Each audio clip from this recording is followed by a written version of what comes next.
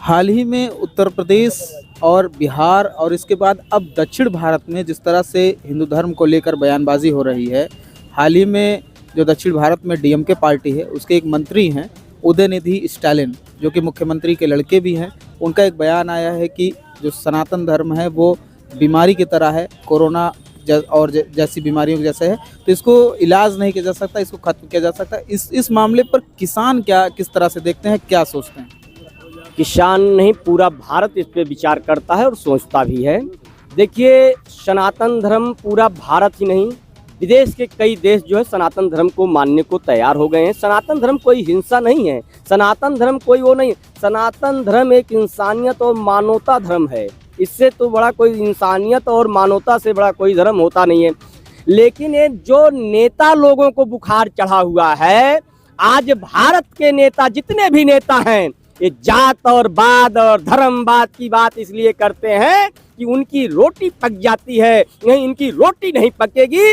इसलिए चाहे वो कोई भी मंत्री का बेटा हो या कोई मंत्री हो, इन्हें इसलिए इस बात को उचकाते हैं कि ये जात और बात और धर्म की बात जब करेंगे तो इनका जो है ये मतलब जात बात धर्म बात करेंगे तो इनकी रोटियां सिक जाती है। न कोई जात की बात करना चाहता है, न कोई धर्म बात की बात करना चाहता है। ये भारत एक इंसानियत और मानवता का देश है और इस पे हम लोग जो है मानते हैं इस धर्म। पूरे देश में अगर कहीं देखा जाए तो हिंदू समुदाय की आबादी बहुत ज़्यादा है, लगभग फीसदी में अगर बात करें तो 70% से ज़्यादा है। ऐसे में इस तरह से बयान देना तो उनके लिए नुकसानदायक हो सकता है। देखिए, ऐसा है कि उनको जो है इसलिए बयान, मैंने आप कहा ना कि जात और बात की बात, हमने एक नारा लगाया था, जातवाद और धर्मवाद का नाता तोड़ो और किसान संगठन से नाता जोड़ो। ये किसानों से भला होगा और ये जात और वाद और धर्म बात से भला नहीं होने वाला है। चाहे जो भी नेता, आजकल कई नेता देख रहा हूँ, कई मठाधीश बाबा लोग को देखता हूँ, अनाप बयान देते रहते हैं, इससे कुछ होने वाला नहीं है। भारत को तोड़ने का काम मत करें, भारत को जोड़ने का काम करें। बिहार में इसकी शुरुआत चंद्रशेखर सिंह यादव हैं, जो बिहार में शिक्षा मंत्री है, उनके द्वारा रामचरितमानस पर बयान दिया गया। इसके बाद उत्तर प्रदेश में स्वामी प्रसाद मौर्य के द्वारा बयान दिया गया और अब दक्षिण भारत के नेता के द्वारा बयान दिया गया। क्या लगता है कि इन सब मामलों पर रोक न लगने के कारण इस तरह की बयानबाजी लगातार हो रही है? देखिए, स्वामी प्रसाद मौर्य जी तो पागल हो गए हैं, इतने बड़े पागल हो गया है, ये जहां जाता है वहीं सर्वनाश हो जाता है। अगर इतने बड़े तुम भाजपा के विरोधी हो तो बेटी को भाजपा में छोड़ रखे हो, अपना तुम समाजवादी पार्टी में पड़े हुए हो और रामचरितमानस का, गीता का, कुरान का ये सब विवादित बयान देकर अपना सुर्खियां बटोरना चाहते हैं। स्वामी प्रसाद मौर्य को रामचरितमानस मानने को कौन कह रहा है? अरे स्वामी प्रसाद मौर्य, तुम अपने बाप को मत मानो। कौन कह रहा है तुम अपने बाप को मानो? मत मानो अपने बाप को, मत मानो चरितमानस, न मानो कुरान, न मानो तुम गीता, कुछ मत मानो। भ्रष्टाचारी ये स्वामी प्रसाद मौर्य को जेल होना चाहिए था।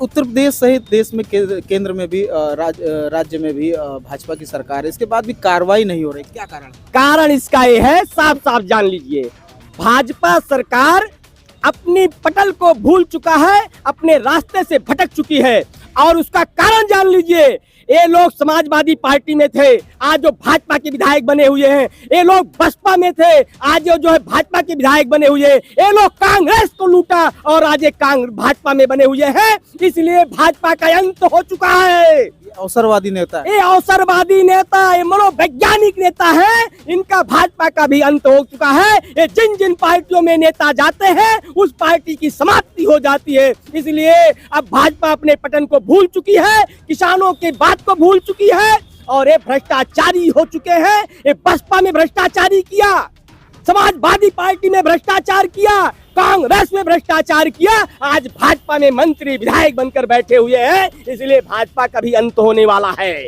इस सब के बीच में एक लगातार मांग चल रही है हिंदू राष्ट्र को लेकर के, उसको किसान किस तरह से देखते हैं? अरे भाई, हिंदुस्तान में सभी धर्म के लोग रह रहे हैं। हिंदू राष्ट्र क्या मतलब, हिंदुस्तान में सबका बराबर का अधिकार है और ये जो है मैं इसको मानता हूं कि हिंदुस्तान में सबका अधिकार है। ये हिंदुस्तान एक ऐसा देश है जहां हिंदू, मुस्लिम, सिख, ईसाई भाई भाई का नारा लगता है। किसी और देश में लगता हो बता दीजिएगा। हिंदू राष्ट्र अगर बनता, जैसे अभी हाल ही में एक बयान आया चक्रपाणी के द्वारा कि उन्होंने कहा कि चांद को हिंदू राष्ट्र घोषित किया जाए। क्या कहें? देखिए वो पागल हो चुके हैं। भारत तो कहीं ना कहीं तरक्की कर रहा है, चांद पे जा रहा है, सूरज पे जा रहा है, इस पे टिप्पणी नहीं करना चाहिए।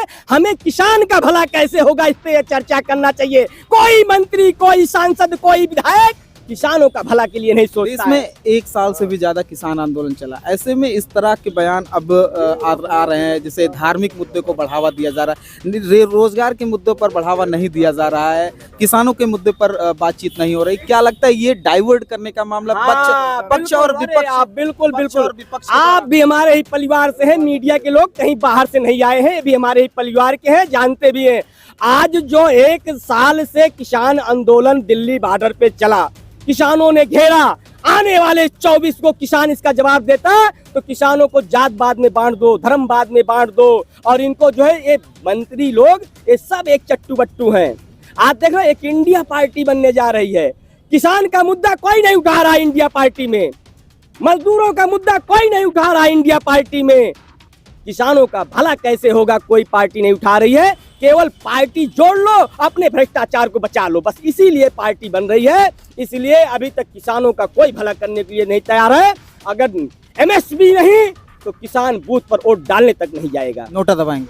नोटा दबाएंगे, बिल्कुल नोटा दबाएंगे। अगर एमएसपी कानून लागू नहीं करती सरकार तो नोटा दबाएंगे, चुनाव का बहिष्कार करेंगे।